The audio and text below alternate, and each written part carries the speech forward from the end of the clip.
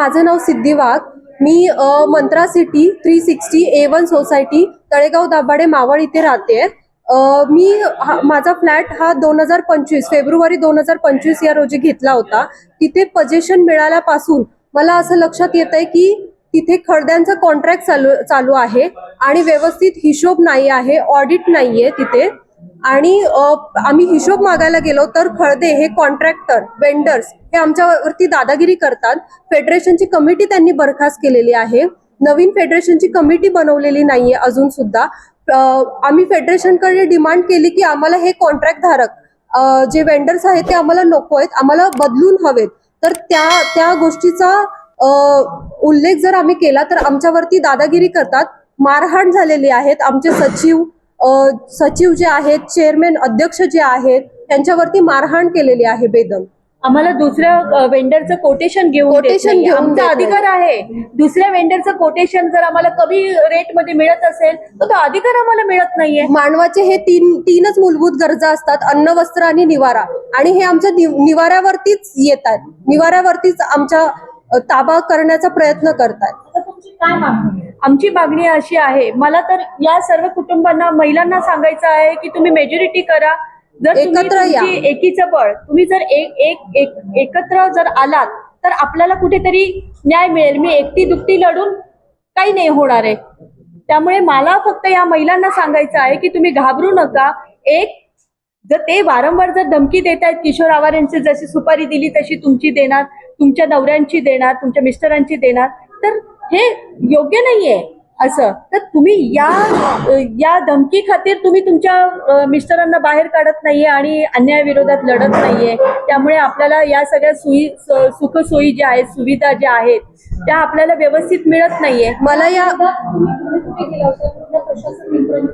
आम्ही निबंधक कार्यालयामध्ये गेलो होतो, तळेगाव पोलीस स्टेशन मध्ये गेलो होतो, CP ऑफिस मध्ये गेलो होतो, पण कुठूनही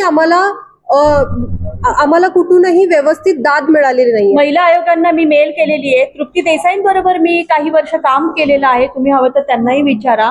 आता मला वेळ नाहीये त्यांच्या बरोबर जायला. तृप्तीताईंना मेल केला होता. तृप्तीताईंनी सुद्धा खळद्यांना फोन केलेले आहेत की त्या महिलेला त्रास देऊ नका म्हणून. महिला आयोगांना मेल केलेली आहे. आणि परत तुम्हाला सांगते, मंत्रालय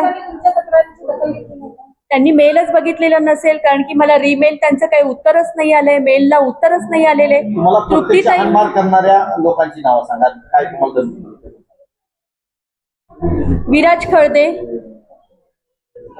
भूषण खळदे, भावेश खळदे, सौरभ उर्फ शुभम खळदे, चिराग खळदे आणि A1 सोसायटी मधले मती, हे यांनी आम्हाला धमकी दिलेली आहे वारंवार. व्हिडिओ बघा, युट्यूब वरती व्हिडिओ बघा, आवारांना कसं मारलं ते मी एक दिवशी बघितलं. तो बोलला तसा, विराज खळदे बोलला म्हणून मी अगदी ते बघितलं. पण म्हटलं हे, आणि या अशा घटना मला तर काही माहितीच नाहीये. तो स्वतः बोलतोय व्हिडिओ बघा, आम्ही कसं मारलंय, किशोर आवारांना कसं मारलंय ते सुपारी देऊन, तशी तुमची पण सुपारी देणार. म्हणजे एवढा पैसा यांच्याकडे येतो कुठून? सुपाऱ्यावर आणि भर दिवसा पिस्तूल वापरतात. यांना परवाने कोण देतात? यांना लायसन कोण देतात? संकेत खळदे. हो, कमिटी